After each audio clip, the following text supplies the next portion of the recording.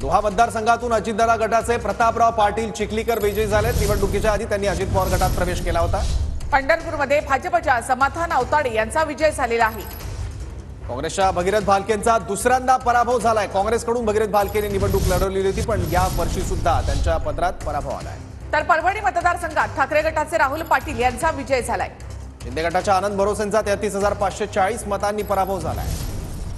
परभणी मतदारसंघामध्ये तर भांडूप पश्चिम मधून शिंदे गटाचे अशोक पाटील विजयी झाले। चांदिवलीमधून भाजपचे दिलीप लांडे विजयी झाले आहेत। जोगेश्वरी पूर्व मधून ठाकरे गटाचे अनंत नर विजयी झाले आहेत। माहीम, दादर आणि प्रभादेवीमधील जनतेचा कौल मान्य असल्याची प्रतिक्रिया अमित ठाकरेंनी दिली आहे, कारण तिन्ही ठिकाणी मनसेचा पराभव झालाय। माझी लढाई कधीच राजकीय सत्ता मिळवण्यासाठी नव्हती, असं अमित ठाकरे म्हणाले। तर अमित ठाकरे यांचं हे ट्विट आहे। माहीम, दादर आणि प्रभादेवी मधील जनतेचा कौल मला मान्य आहे।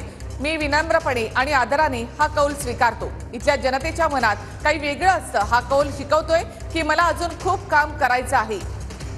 माझी ही लढाई कधीच राजकीय सत्ता मिळवण्यासाठी नव्हती, कारण ही लढाई कोणा राजपुत्राची नसून सामान्य कार्यकर्त्याची होती, जो सर्वांसाठी, आपल्या जनतेसाठी, आपल्या महाराष्ट्राच्या उज्ज्वल भवितव्यासाठी झटतो।